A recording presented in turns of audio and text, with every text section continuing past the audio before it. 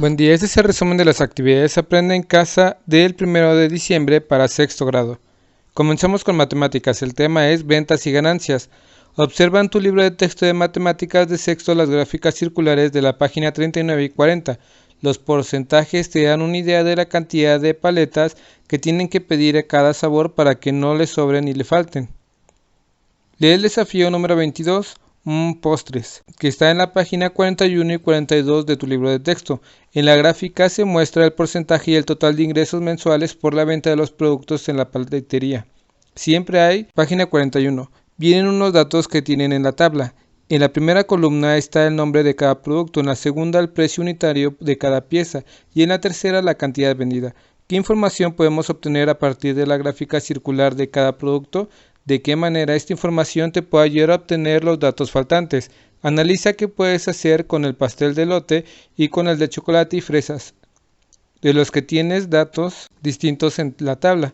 Después puedes seguir el mismo procedimiento para los demás productos. Comienza con el pastel de elote, con el que se obtuvo un ingreso del 20% respecto al total de ingresos que fue de 7.200. Si en la paletería se obtuvo una ganancia de 1.440 por la venta del pastel de elote y sabes que cada pieza cuesta 72, entonces ¿cuántas piezas se vendieron? Necesitamos dividir 1.440 entre 72, lo que nos da 20, es la cantidad vendidas. Recuerda que la división te ayuda a encontrar un número desconocido que multiplicando por otro, ya que conoces que te da como resultado un producto que también ya sabes. Realiza la operación. Si te dan un precio unitario, divide el ingreso total por este dato y obtendrás el número de piezas vendidas. Y si te dan el número de piezas vendidas, divide el ingreso total por este dato y obtendrás el precio unitario. Comprueba esta idea con el pastel de chocolates y fresas. Para comenzar, sabes que este pastel se obtuvo el 15% de ingreso de 7.200, entonces puedes dividir 1.080 pesos entre los 8 pasteles que se vendieron y eso te da como resultado que cada pastel cuesta 135 pesos. ¿Qué les parece si anotamos estos resultados y organizamos los de los otros productos? Amplías la tabla de la página 41 de tu libro de texto y la vas llenando. Tenemos la tabla: productos, precio, cantidad e ingresos. Lo que tenemos que hacer es encontrar los datos faltantes. El reto de hoy es el siguiente: practica los ejercicios realizados en este. Seguimos con ciencias naturales. El tema es causas y consecuencias de las grandes extinciones del pasado. Te presentamos información y algunas actividades que te ayudan a explicar las causas y consecuencias de la extinción de los seres vivos hace más de 65 millones de años. La evolución de los seres vivos se ha dividido en etapas conocidas como eras geológicas. Algunas de esas eras han cambiado el rumbo de la historia. Tiempos precámbicos. En esta etapa inicia en el origen de la Tierra. Hay intensa actividad volcánica y casi no hay oxígeno. Incluye el desarrollo de las primeras formas de vida unicelular y colonias hasta que aparecen los primeros seres pluricelulares. Era paleozoica. Diversidad de vida unicelular. Aparecen grupos de organismos varios con partes duras que permiten la fosilización. Se desarrollan muchos invertebrados y peces primitivos. Algunos seres vivos pasan del agua al medio terrestre, evolucionan a plantas con semillas. Hacia el final proliferan los anfibios y los reptiles. Era mesozoica. Gran diversificación de dinosaurios, ictosaurios, plesiosaurios y pterosaurios. Aparecen los mamíferos y las aves, abundan los invertebrados acuáticos, principalmente moluscos, erizos de mar y crustáceos, las principales plantas cícadas, ginkgos y coníferas como los pines. En la era cenozoica predominan los mamíferos, aves y plantas con flor. Las plantas gramíneas forman grandes praderas. En el mar abundan los corales, moluscos, equinodermos, peces cartilaginosos y óseos, y mamíferos acuáticos. Mucha vida unicelular, protozoarios y bacterias. Aparecen los homínidos al ser humano actual y empieza la evolución cultural. La extinción es la desaparición total de una especie en el planeta. Durante la historia de la Tierra han habido muchas extinciones causadas por cambios climáticos, volcanismo, inundaciones, sequías. Sin embargo, en los últimos años, la gran mayoría de la extinción de flora y fauna han sido consecuencia directa o indirecta de las actividades humanas. Ahora hablaremos de algunos sucesos conocidos como las grandes extinciones del pasado o extinciones masivas.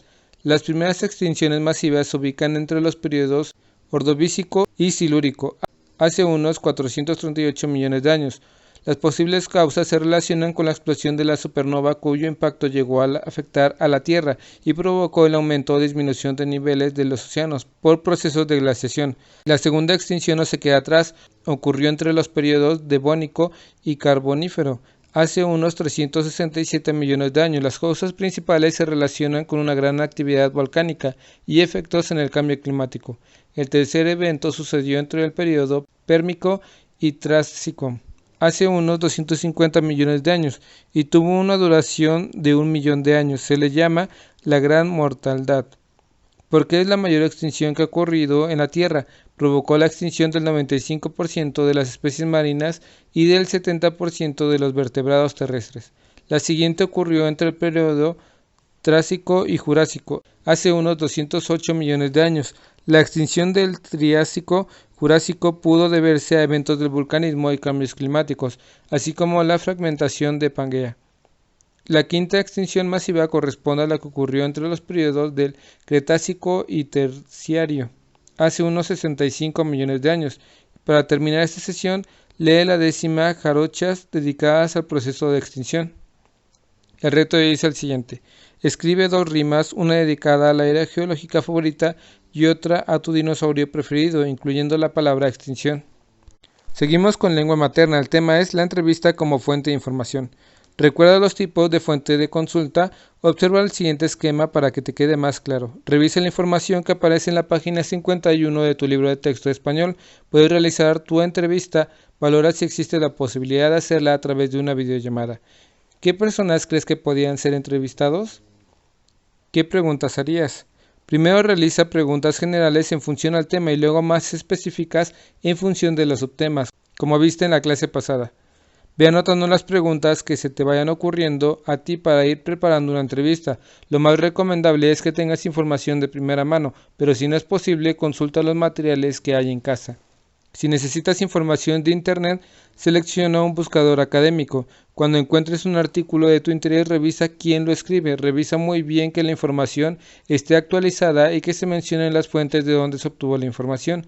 Recuerda que la entrevista es un diálogo entre 2 personas en la que una es entrevistador, que es la persona que hace las preguntas, y el entrevistado, que es la persona que responde a las preguntas. Es el conocedor del tema. El reto de hoy es el siguiente: planea bien tus actividades para la investigación. Seguimos con historia. El tema es nuestro reportaje sobre la historia de Roma. Un reportaje inicia en las calles de Roma. Recorrerás algunos sitios emblemáticos de la ciudad mientras descubres un poco de su historia. Imagina que te encuentras en el Panteón de Roma, el templo de todos los dioses, construido a finales del siglo I a.C. por Augusto, primer emperador romano, quien veía a Roma como una superpotencia del Mediterráneo y creía que sería un imperio sin fin. Por eso se llamó la ciudad eterna. Avanzamos hacia el Foro Romano para saber de la organización política de Roma. Muchos de sus ciudadanos que ocupaban un lugar en la asamblea eran personas con riqueza. Los plebeyos no alcanzaban a votar en las asambleas.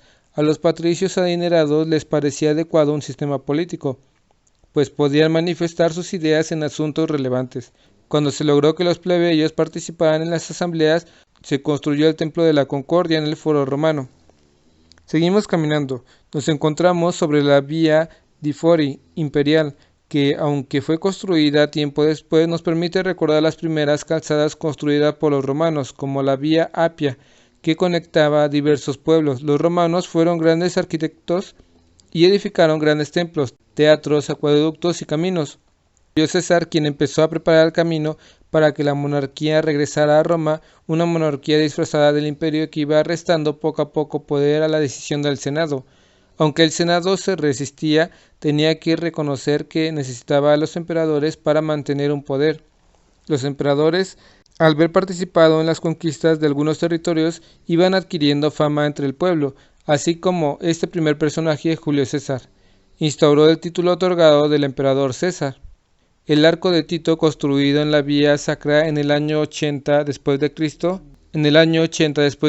por el emperador Domiciano, enmarcaba las victorias del ejército romano. Roma inició controlando el centro de Italia y solo 10 años después toda la península itálica. Los romanos lograron imitar los barcos fenicios y mejorándolos. Con ello lograron varias conquistas. A Roma le iba muy bien la expansión. y terminó dominando el territorio de Hispania, Cartago y toda la zona donde los griegos se habían asentado. Dominó gran parte del Mediterráneo y se volvió consciente de la relevancia del ejército, por lo que empezaron a preparar a los soldados. La antigua ciudad de Roma llegó a tener 1 millón de habitantes, por lo que requería servicios urbanos como acueductos o la construcción de viviendas como las insulae. Las insulae fueron bosques habitacionales levantados cerca de las ciudades. Llegaron a ser hasta de 10 pisos porque cada bloque debía albergar a más de un núcleo familiar.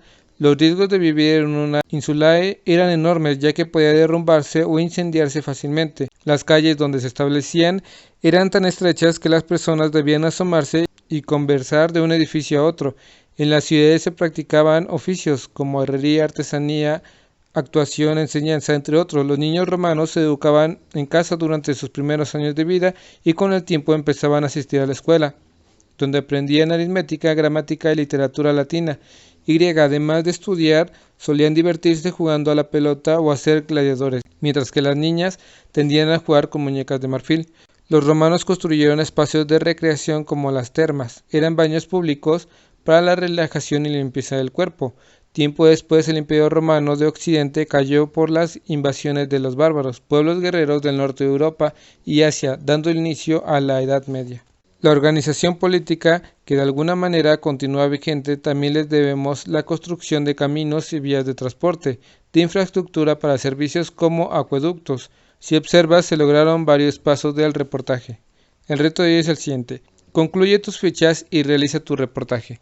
Espero que este video te ayude un poco. Si conoces a alguien que le pueda ayudar este video, comparte, dale like y suscríbete. Saludos.